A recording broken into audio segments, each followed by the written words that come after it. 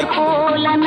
அந்த வீடு எங்க இருக்கு, அதை பற்றி விவரங்களை பார்ப்பதற்கு அனைவரும் சேலம் MVM ரியல் எஸ்டேட் சேனலை சப்ஸ்கிரைப் செய்யாதவர்கள் அனைவரும் சப்ஸ்கிரைப் செய்து இந்த வீடு எவ்வளவு அற்புதமா இருக்கு நீங்களே பாருங்க.